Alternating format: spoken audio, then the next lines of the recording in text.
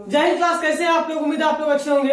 आज हम लोग 4.2 को कम्प्लीटली पढ़ेंगे। तो आज हम लोग देखिए क्या है कि तीसरा नंबर क्वेश्चन तक देख चुके हैं। आज हम लोग चौथा नंबर क्वेश्चन से देखेंगे, ठीक है। तीसरा नंबर तक उम्मीद है आप लोग को समझ में आया होगा। तो चलिए देखते हैं चौथा नंबर क्वेश्चन को। चौथा नंबर क्वेश्चन में बोला है दो क्रमागत धनात्मक पूर्णांक ज्ञात कीजिए जिनके वर्गों का योग क्या है 365 है। मतलब आप लोग क्रमागत पूर्णांक जो है धनात्मक पूर्णांक उसके बारे में हम लोग पहले पढ़ चुके हैं कि क्या होता है क्या नहीं होता है। तो चलिए देखिए अब इस क्वेश्चन को सॉल्व करते हैं। और सॉल्व करने से पहले देखिए क्रमागत में क्या होता है, लगातार संख्या कोई होता है, ठीक है। अभी हम लोग कोई भी संख्या को 5 लिख रहे हैं, इसके जस्ट बाद कौन सा संख्या आएगी तो 6। अब देखिए इसको हम लोग किस तरह से समीकरण में मानते हैं। देखिए इसमें क्या है, कोई एग्जैक्ट वैल्यू हमको पता नहीं है कि कौन सा होगा या नहीं होगा, ठीक है ना। तो चलिए इसको हम लोग क्या मानते हैं, x मानते हैं, ठीक है। 5 को क्या माने हैं हम x, तो इसको लिख सकते हैं ना 5 + 1। इसको क्या लिख सकते हैं, 5 को x माने तो x लिख दिए, प्लस में है क्या हो गया 1। तो ये हो गया हमारा क्रमागत। जैसे में पहली संख्या हम लोग मानेंगे x तो दूसरी संख्या क्या हो जाएगा x + 1। ये चीज आप लोग को समझ में आ गया होगा कि कहां से आता है या कहां से नहीं आता है, ठीक है। तो चलिए इसको हम लोग सॉल्व करते हैं। तो चलिए यहाँ पे मानते हैं, माना पहली संख्या, पहली संख्या बराबर क्या हो जाएगा, x हो जाएगा, x होगा सर। तथा दूसरी संख्या, तो दूसरी संख्या बराबर क्या होगा x + 1, ठीक है। Yes sir. ये क्रमागत है, क्रमागत में समझ में आ गया। तो क्या बोला है, इनके वर्गों का योग, ठीक है। दोनों को वर्ग करेंगे और इसको क्या करेंगे, योग निकालेंगे। तो क्या होगा या नहीं होगा वो देखते हैं। तो प्रश्नानुसार लिखते हैं क्या बोला है, इनके वर्गों का योग। हम लोग देखिए पहली संख्या का स्क्वायर करना है तो पहली संख्या का स्क्वायर किए हैं। उसके बाद क्या बोला, दूसरी संख्या का स्क्वायर करना है तो x + 1 का स्क्वायर करेंगे। इन दोनों को जोड़ने के बाद क्या आएगा हम लोगों का 365 आएगा, ठीक है। हम लोग a + b का होल स्क्वायर जानते हैं। तो यहाँ पे हम लोग क्या लिखेंगे, x² + 2x + 1 बराबर 365 होगा। तो चलिए इन दोनों को जोड़ेंगे, x² और x² कितना हो जाएगा, तो 2x² हो जाएगा, प्लस क्या हो जाएगा 2x। ये इधर आएगा क्या होगा, एक इसमें घट जाएगा ना। देखिए यहाँ प्लस में 1 है, माइनस 365 बराबर 0। तो ध्यान दीजिए यहाँ 2x² + 2x माइनस 364 बराबर 0 हो जाएगा। इन दोनों से हम लोग क्या कॉमन आएगा, पूरे से 2 कॉमन ले रहे हैं, ठीक है। तो x² + x माइनस 2 × 1 2, 2 × 8 16, 2 दूनी 4 बराबर 0। अब इसको इस साइड ले जाएंगे तो क्या होगा, तो चलिए यहाँ पे हम लोग देखते हैं क्या होगा या नहीं होगा। तो यहाँ पे ध्यान से देखिए क्या है, x² - x माइनस 182। अच्छा सॉरी, यहाँ पे प्लस में है तो प्लस होगा, बराबर देखिए तो 0 बटा कुछ भी करते तो क्या होता है 0। तो ये क्या हो जाएगा, संपूर्ण 0 हो जाएगा। अब इसको हम लोग तोड़ेंगे, 182 को चलिए तोड़ते हैं तो ये हो जाएगा हम लोगों का 182 किए 2 से देंगे 9 दूनी 18, 13 से देंगे 13 7 91, 13 दूनी 14 माइनस 13 करेंगे क्या आएगा, प्लस का x आएगा, ठीक है। तो अब यहाँ पे हम लोग सेम काम करना है, x² + 14x, ठीक है ना। 14x माइनस 13x माइनस 182 बराबर 0। तो यहाँ देखिए इन दोनों से क्या कॉमन आएगा, x आएगा। उसके बाद क्या हो जाएगा, x + 14, इन दोनों से क्या आएगा -13। तो क्या बचेगा, x + 14 बराबर 0। बाहर वाले को एक साइड लिखते हैं और अंदर वाले को। उसके बाद देखिए यहाँ पे क्या करना है, इन दोनों को अलग अलग करना है, ठीक है। तो x - 13 बराबर 0 हो गया और x + 14 बराबर 0 हो गया, ठीक है। तो x बराबर हम लोग का क्या हो गया 13 और x बराबर यहाँ क्या हो गया -14। तो ध्यान दीजिए हम लोग कभी भी संख्या जो है सो माइनस में नहीं आएगा ना। कोई भी संख्या है तो हम लोग कभी मानेंगे तो कभी माइनस में नहीं आएगा। तो यहाँ पे देखिए क्या लिखना है हम लोग को, तो इसलिए लिखेंगे हम लोग पहली संख्या बराबर क्या आया है 13। तो x है पहली संख्या हम लोग क्या माने x, इतना बराबर क्या आ गया 13। उसके बाद लिखेंगे तथा दूसरी संख्या क्या है हम लोगों का, तो यहाँ हम लोग का x + 1 था ना, तो हम लोग क्या करेंगे 13 + 1, ठीक है। तो 13 + 1 करने के बाद क्या होगा हम लोग को, 13 और 1 क्या होता है 14। तो बस हम लोग का क्या आंसर आ गया 13 और 14, ठीक है। तो अब देखते हैं हम लोग अगला क्वेश्चन को। उम्मीद है आप लोग समझे होंगे। तो चलिए देखते हैं 5वां नंबर क्वेश्चन। इसमें क्या बोला है, एक समकोण त्रिभुज की ऊंचाई इसके आधार से 7 सेंटीमीटर कम है, तो यदि कर्ण जो है 13 सेंटीमीटर का है तो अन्य दो भुजाएं निकालना है। तो देखिए त्रिभुज में क्या होता है, एक लंब होता है, कर्ण होता है और एक आधार होता है। ठीक है, तो चलिए इसको समझते हैं। ध्यान से देखिए, जहां जो 90 डिग्री का कोण होता है ना, जस्ट उसका सीधा वाला क्या होता है, कर्ण होता है। ये हमारा दिया हुआ है 13 सेंटीमीटर, लेकिन क्या बोला है कि त्रिभुज की ऊंचाई जो है तो इसके आधार से 7 सेंटीमीटर कम है। तो आधार को चलिए हम लोग कुछ मानते हैं, हम लोग को पता नहीं है, तो आधार को हम लोग x माने। ठीक है, तो ऊंचाई क्या है, आधार से 7 कम है, तो मतलब क्या करेंगे हम लोग, x माइनस 7 सेंटीमीटर करेंगे। ठीक है ना, बस इसी को क्या करना है हम लोग, पाइथागोरस परिमेय के अनुसार क्या होता है, कर्ण स्क्वायर बराबर लंब स्क्वायर प्लस आधार स्क्वायर, और उसी में हम लोग सॉल्व करके इसको क्या करना है, आंसर को लाना है। ठीक है, तो चलिए हल करते हैं। माना आधार बराबर क्या होगा, 1 सेंटीमीटर। ठीक है, तो लंबाई क्या होगा, x माइनस 7 सेंटीमीटर।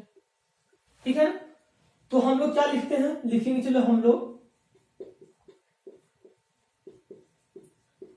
जानते हैं कि क्या जानते हैं, पाइथागोरस परिमेय।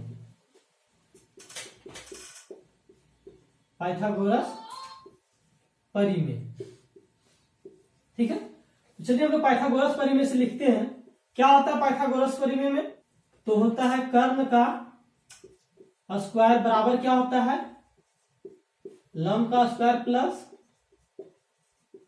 आधार का स्क्वायर। ठीक है, कर्ण क्या दिया हुआ देखिए हम लोगों का यहाँ पे, तो 13 सेंटीमीटर है, इसका स्क्वायर करेंगे बराबर लंब, देखिए लंब क्या है हम लोग का, तो है x माइनस 7 है, और आधार क्या है तो x है। ठीक है, तो प्लस x करेंगे, तो ये हो गया। तो देखिए इसमें क्या करना है हम लोगों का, तो स्क्वायर करना है, स्क्वायर हो गया। ठीक है, 13 का स्क्वायर करेंगे क्या होता है, 169, इसको स्क्वायर में हम लोग तोड़ेंगे, क्या होता है, x स्क्वायर माइनस 2 गुने 7 गुने x प्लस यहाँ होता है आपका 7 का स्क्वायर और प्लस x स्क्वायर। ठीक है, यहाँ देखिए क्या हो गया, 169, यहाँ पे x स्क्वायर माइनस 14x, ये क्या हो जाएगा, 49 हो जाएगा प्लस x स्क्वायर। अब देखिए यहाँ पे दोनों को जोड़ेंगे क्या हो जाएगा, 2x स्क्वायर, कोई दिक्कत नहीं है। ये क्या है, माइनस 14x प्लस 49। अब देखिए इसको हम इस साइड ले जाएंगे, क्या हो जाएगा, माइनस 169 बराबर 0। ठीक है, ये आप लोग यहां तक समझ गए। अब इसको हम लोग क्या करेंगे, यहाँ पे घटाएंगे, तो 2x स्क्वायर माइनस 14x, उसके बाद यहाँ क्या है, देखिए दोनों में से साइन कौन सा है, तो बड़ा ये है। ठीक है, अब इसको घटाएंगे, देखिए 9 में 9 जाएगा तो 0, 6 में 4 जाएगा तो क्या बचेगा 2, और 1 है तो यहाँ पे 1 हो जाएगा बराबर 0। ठीक है, इस दोनों से हम लोग क्या कॉमन ले सकते हैं, 2 कॉमन ले सकते हैं, तो 2 कॉमन ले लेते हैं, x square minus 7x minus 60 बराबर 0। यहाँ पे क्या हो जाएगा, ठीक है ना, और यहाँ लिख देंगे चूंकि 0/2 बराबर 0 होता है। ठीक है, तो अब देखिए इसको क्या करना है हम लोगों का, इसको स्क्वायर वाले रूट में हम लोग को क्या करना है, तोड़ना है। ठीक है, तो चलिए इसको हम लोग स्क्वायर वाले में तोड़ते हैं। द्विघात समीकरण को हम लोग पहले बहुत बना चुके हैं, जो कि आज हम लोग उसको भी देखते हैं। ठीक है, तो ये क्या हो जाएगा, x square minus 7x minus 60। अब इसको हम लोग क्या करते हैं, इन दोनों को गुना करते हैं, तो क्या आया हम लोग का 60 आया। इसको चलिए तोड़ते हैं, 2 से देंगे 30 दूनी 60, 2 से देंगे 15 दूनी 30, 2 से देंगे क्या होगा, 2 से जाएगा क्या, नहीं कैसे जाएगा, 3 से, 3 5 15। ठीक है, अब यहाँ पे देखिए क्या है, 2 दूनी 4, और ये 4 तिया क्या हो गया 12 माइनस 5, तो 7 5 12 होता है ना, लेकिन माइनस इसमें लगाएंगे प्लस इसमें, क्यों, क्योंकि हमको माइनस 7 लाना है। तो x square minus 12 x minus minus नहीं होगा, यहाँ पे क्या होगा प्लस होगा। ठीक है, 5x माइनस 60 बराबर 0। उसके बाद क्या करना है, चलिए कॉमन लेना है सिंपल सा, तो x यहां से कॉमन आएगा, x माइनस 12, उसके बाद क्या कॉमन आएगा इन दोनों से, प्लस में 5 आएगा, तो x माइनस 12 बराबर 0। ठीक है, तो अब हम लोग क्या करेंगे, यहां से हम लोग को x प्लस 5 हो गया और x माइनस 12 बराबर 0। ठीक है, तो अब इन दोनों को हम लोग अलग करेंगे, x प्लस 5 बराबर 0 और x माइनस 12 बराबर 0। तो x बराबर यहाँ क्या हो गया -5 और x बराबर क्या हो गया यहाँ पे 12। ठीक है, तो अब ध्यान दीजिएगा क्या है यहाँ पे कि x का मान हम लोग का क्या है, ध्यान से देखिए यहाँ पे 12 आ गया है। ठीक है, तो चलिए हम लोग आधार को ले सकते हैं या ऊंचाई किसी को ले सकते हैं। तो x बराबर क्या हो गया हम लोग का 12, तो हम लोग को x -7 निकालना था। तो x -7 क्या हो जाएगा यहाँ पे 12 - 7, तो क्या बचेगा यहाँ पे 7 5 12। ठीक है, तो इसलिए हम लोग क्या लिखेंगे, आधार बराबर क्या लिखेंगे 5।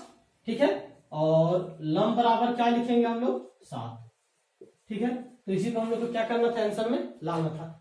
तो हम लोग देखते हैं लास्ट क्वेश्चन, जो कि इस चैप्टर का लास्ट क्वेश्चन है। ठीक है ना, तो देखिए इस क्वेश्चन में बोला है कि एक कुटीर उद्योग एक दिन में कुछ बर्तनों का निर्माण करता है। ठीक है, तो चलिए इसको देखते हैं। तो मानते हैं माना एक दिन में बर्तनों की निर्माण की संख्या क्या हो जाएगा x। ठीक है ना, उसके बाद क्या बोला, एक विशेष दिन देखा गया कि प्रत्येक नग की निर्माण लागत उस दिन के निर्माण किए गए बर्तनों की संख्या के 2 गुने से 3 अधिक। ठीक है, मतलब जो लागत है, ठीक है, क्या लिखेंगे, एक नग की लागत बराबर। तो इसमें देखिए एक नग की लागत बोला, एक नग की लागत यहाँ क्या दिया हुआ, एक विशेष दिन देखा गया कि प्रत्येक नग की निर्माण का लागत जो उस दिन के किए गए निर्माण, जैसे ये ले लिए x। ठीक है, तो x का किए गए निर्माण बर्तनों की संख्या के 2 गुने से 3 अधिक है, मतलब इसका 2 गुना करेंगे और इससे 3 क्या है, अधिक है। ठीक है ना, इतना क्या है वो लागत है, तो अधिक थी। यदि उस दिन की कुल निर्माण लागत 90 रुपया थी, क्या थी 90 रुपया, तो निर्मित बर्तनों की संख्या ज्ञात करनी है और जो भी एक का मूल्य ज्ञात करना है। ठीक है, तो देखिए एक चीज ध्यान दीजिए, यहां पे क्या एक चीज और दिया हुआ है, एक दिन का निर्माण लागत बराबर क्या दिया हुआ है यहाँ पे 90। ठीक है ना, तो देखिए एक चीज क्या बोला, इतना बर्तन एक दिन में इतना बर्तन निर्माण करता है, इतना क्या होता है, लागत होता है एक बर्तन पे। लेकिन वही चीज बोल दिया है कि यहाँ पे एक दिन का जो निर्माण करता है वो टोटल इतना होता है पैसा। ठीक है ना, तो अब हम लोग क्या करेंगे, प्रश्नानुसार लिखते हैं। देखिए क्या है कि इन दोनों को गुना करने से एक चीज ये पता चलेगा ना कि एक दिन में इतना वस्तु क्या करता है, वो निर्माण करता है, एक वस्तु का दाम इतना है, तो एक दिन का टोटल निकल जाएगा ना इस दोनों से गुना करने के बाद। और वही चीज सेम चीज दिया हुआ है कि एक दिन में इतना क्या होता है, वो पैसा लगता है, खर्चा। ठीक है, तो हम लोग को सहूलियत हो गया, क्या हो गया इस समीकरण बनाने में सहूलियत। तो इन दोनों को हम लोग गुना करते हैं, 2x + 3 बराबर क्या हो जाएगा 90। ऐसा क्यों क्यों पता चल गया है, तो इसको क्या फिर करेंगे, 2x² + 3x बराबर 90। उसके बाद क्या होगा यहाँ पे देखिए, 2x² + 3x - 90 बराबर 0। ठीक है, अब ऊपर वाले को मिटाते हैं,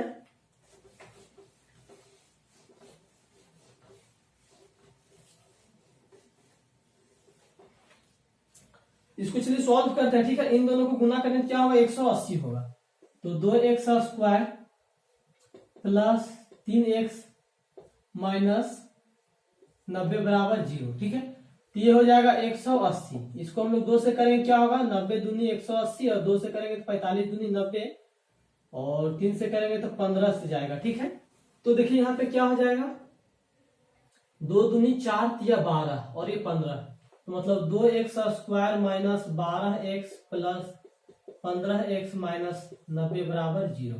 इन दोनों से क्या कॉमन आएगा, 2 आएगा और x आएगा। ठीक है, ये x - 6 होगा, प्लस ये दोनों से क्या, चलिए यहाँ 15 लेते हैं, तो क्या हो जाएगा x - 6।